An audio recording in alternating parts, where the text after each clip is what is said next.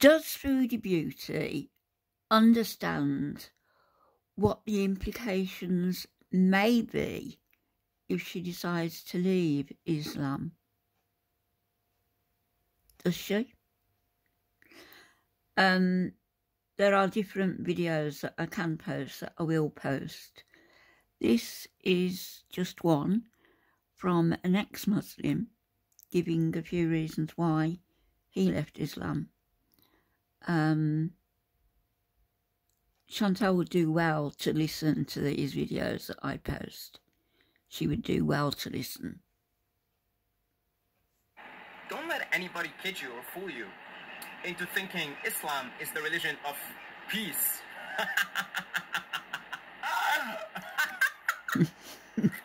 Religion of peace.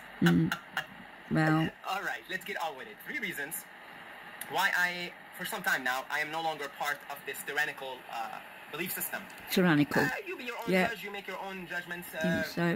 You know, it's up to you. All right, so I have some notes here, so I'm going to read a little bit off of them. So, reason number 1, and by the way, I highly suggest you stay until reason number 3 because I've got a painful story to tell you, okay? Personal story, all right? So anyway, number 1, intolerance of others. Yes. And it's really hilarious to me when Muslims try to make it look like that Islam is the religion of tolerance, it is the religion of peace, Prophet Muhammad lived alongside Christians and Jews, which, by the way, he taxed them, all right? Anyway, that's hilarious to me. That's hilarious because for every one seemingly tolerant thing Uncle Mo did, he's done, him and his boys have done 10 intolerant things, all right? And a lot of times those seemingly intolerant actions were just for political reasons, all right? So, I'm going to read you a verse straight from the Quran. The Quran is the equivalent of the Bible, the Muslim Bible, okay? That's the word of God. Uncle Mo went to the cave, he channeled the word of God. He's talking about Muhammad. So, the verse, I'm going to read it in Arabic and I'll translate it for you and you can go and look it up yourself. So, it's from surah called Al-Bayyina, alright? A-L-B-A-Y-A-N-A. Al-Bayyina, alright? I'm going to read it in Arabic first, and I'll give you the translation. إن الذين كفروا من أهل الكتاب والمشركين في نار جهنم خالدين فيها أولئك هم شر البرية, which means those who are non-believers. So kuffar means that somebody who's not believing in Allah, not believing in the true one God. I know what you're going to say. Who are disbelievers, whether they be the people of the book. The people of the book are the Christians and the Jews, or the mushrikeen. The mushrikeen means the polytheistic people. People who, like Hindus, for instance, Buddhists, anybody who, let's say, believes in several gods, right? So Hindus would be considered the mushrikeen, right? Fi nari jahannam, which means in hell. Khalidina fiha means they're just staying there. Okay, they're pretty much staying there forever. Ulaika hum sharrul bariyah means those are the worst of the bunch. You see? Now, there are at least, I just picked one. It's pretty straightforward. Like, it's just as straightforward as it gets. There are at least a minimum 10 to 30 other verses in the Quran that pretty much say the same thing. It says, if you're not a Muslim, straight to hell. Straight to hell. Straight to hell. There's no hope for you. There's no such place. If you're a non-believer, if you're a Christian, Ahlul Kitab, or in my opinion, or if you're a mushrik, so if you're a Hindu, Zoroastrian, if you worship idols, point being, if you're not a Muslim, you go to Nari Jahannam, straight to hell, right? It's like, it's right there in the Muslim Bible, in the Quran. And then some Muslims will come and say, oh, we're tolerant. And they go to Western countries and they're complaining how their people are being intolerant of them. Guess what? The world is your mirror. The fact of the matter is you're intolerant yourself. So, because the world mirrors your internal state, your intolerance reflects in the outer world. Exactly. Islam's tolerant. All right, number 2. And, oh yeah, another thing. So, when I first immigrated to Canada, I was grew up in the Middle East. My mother tongue is Arabic. I was in Canada. Had to, whenever I would shake the hands of a Christian, so anybody that's like white, Canadian, I would have to wash my hands after. Because they're considered dirty people, right? So there is so much intolerance to anything other than Muslim. And that's just facts, straight from the Muslim Bible, straight from the Quran. It's just facts, like you can't argue with that. Like, how are you going to argue with this verse and 30 other verses just like it? Okay, number 2. It is extremely outdated, extremely. So I'll give you some things that actually, like, you're supposed to do. Muslim country that is actually applying the Sharia law, the law, the Islamic Oh, law. the Sharia law. Yeah, by the way, if you have sex outside of marriage, or you cheat, let's say, on your husband or your wife or whatever, you are, according to Sharia law, you're supposed to be stoned to death. Yeah. Stoned to death. So you get a group of people, okay? They get stones, and they just start throwing stones on you until you die. Well, they put you in a hole That's first. so updated, right? It makes sense. Put you in a hole Come on, first, I'm usually. being too harsh here. In truth, I'm being too harsh. Come on. Come on. That's pretty logical. It's pretty logical. If somebody Does it still happen? Adultery, having sex outside of marriage, it's only right that they get stoned to death, right? Come on. Come on. It's the spirit of compassion and love here. So, another outdated piece of poo-poo is... Oh dear, they might come after you. I'm going to pause this because I can't even read my own scribbles here. It took me like 2 minutes to read my own scribbles. So, yeah, if you're a thief, you're caught stealing. Your hand. Your hand should be cut off. Mm-hmm. Yeah? Your hand, they should just cut off your hand. And if you're not guilty... How ridiculous this is? How ridiculous this is? That's according to the Sharia law. Like, that's the Islamic law. You know... True story, when I was in Saudi, some of you will have heard this, there was a man convicted of theft. It was subsequently found that he wasn't guilty. What were they going to do? They'd already chopped his hand off. I was there at the time. So he insisted that they chop his other hand off, because chopping one hand off shows that you're a thief. Chopping two hands off reveals that they've made a mistake, because the second time it would have been your head. A lot of Muslim countries don't do that because of how absurd it is, okay? But they should be doing that according to Islamic law. There's a few countries that still do this kind of stuff, the stoning to death and cutting off the hand, but most don't do it because of the absurdity. You know, like, it's like, can you even get on with the modern world? That's right, most doing these don't. kinds of absurd things, you know? I'm giving you what should be done according to the word of God and according to the word of the holy Uncle Mo. So, who, by the way, is most probably also a pedophile because he married Aisha.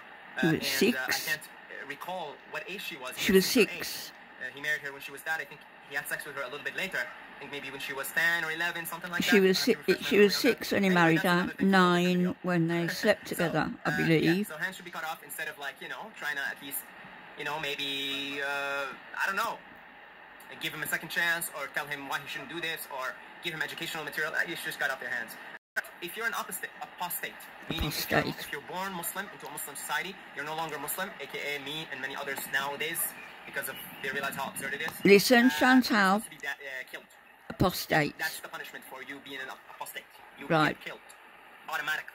Listen again. If you're an apostate and you decide to leave Islam.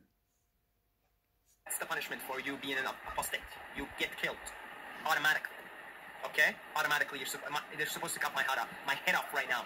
If I was living in a Muslim country that applies the Sharia law, which, again, many countries don't do that anymore because of how absurd it is. That's right. All right? So it's very outdated. So intolerant, outdated. Number 3, violent in nature. You can already see some of the violent things that we talked about, but there's an inherent violent nature to the belief system known as Islam. And I'm going to tell you a story, stick around, a painful story in a second. I'm just going to talk about this a little bit. Islam, in its initial stages, spread through the sword. There's no way around it, folks. Okay? There's no way around it. The Muslims formed an army. They united. They fought the Romans. They fought the Persians. And they just spread Islam through the sword. Now, there's an argument for this. Oh, things were pretty violent at the time. That's the only way you spread it through the sword. Okay, all right. That's a decent argument, right? Nevertheless, for someone, Uncle Mo, claiming this is the religion of peace, started off pretty peaceful, by the way. I think he abused power when he started to grow, right? He started appealing to the poor. He started appealing to the weak ones. I probably would have joined him in his early stages, honestly. Seemed like a pretty cool gig, especially coming from an Arab society that buried their daughters. If you had, not all of them did, obviously, but some like Umar, for instance, buried his daughter. He buried her because she's a little baby girl. He wants a baby boy.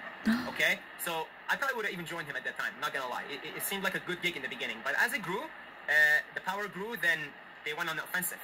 You see, for someone who claimed this was the religion of peace, to spread it by sword, some will argue it's his companions that spread it later on. Abu Bakr, Umar, Uthman, yeah, Ali, right? There was a split. Nevertheless, there's a lot of verses in the Quran We don't have enough time for his all of family this to share with you all the verses, but there's sufficient, large number of hence verses the in the Quran that Sunni encourage jihad, encourage Muslims fighting the kuffar, the non-believers. Okay, there's an inherent nature to and it. the Shia Where Muslims. has been the most amount of wars in the last Middle 50 years? East. Where has there been the most amount of civil wars? Where has there been the most amount of suffering, violence? Oops, it's mostly been in the Middle East. It's mostly been in Muslim countries. You think that's by coincidence? Oh no, it's the Americans. It's the Western people. That's their bad people. You know that everybody's blaming them over there, of course. Well, they do have a hand in it. The American will Yahud, the Americans and the Jews, right? Blame it on them. Everything's on them. Yeah, I mean, look. So my parents, I'm ethnically Syrian, right? You guys, most of you probably know the terrible things that happened in Syria. And so a lot of people will say, well, it's the Americans and the Russians and the foreign interference. Let me tell you something. I grew up in a household where you got beaten up as a regular thing, okay? These societies are inherently violent. So when you blame it on the external countries only capitalize on an already violent society. There is an inherent violence in, not all, of course, but a lot of Muslim societies. Yes. And it reflects on their politics, it reflects on their leaders, and it reflects on the wars that happen there. And the patriarchy. It's simple. It's that simple. Like, I'm going to tell you straight up. I grew up fighting kids on the street. I grew up being beaten up by my dad, who himself got beaten up by his dad, and the cycle goes on. There's a lot of violence in there. There is, and it's inherent because of the religion. The religion has an inherent violent base to it. It says a little about Naga, doesn't it? Holy war, and you can wage holy war internally, Explains but it is also a little bit. you wage it externally. Right? And then they call it the religion of peace. So, now the story. I mean, seriously, I can go on for hours here. I don't want to make these videos too long. Right? The story here. A close relative of mine, very close.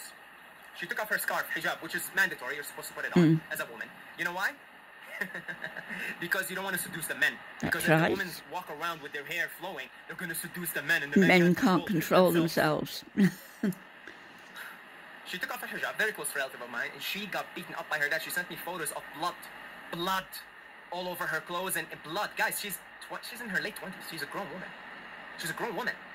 And as soon as she took off her hijab, and she's so brave to do it in a Muslim country, whoa, she got beaten up violently, like blood. I'm talking blood. Okay? Very, very painful stuff. Very painful stuff. Very tyrannical belief system. All right? So don't come and preach it as the religion of Islam, of peace. That's a joke. That's hilarious. That's so funny. All right. I'll see you guys in the next video. Thank you.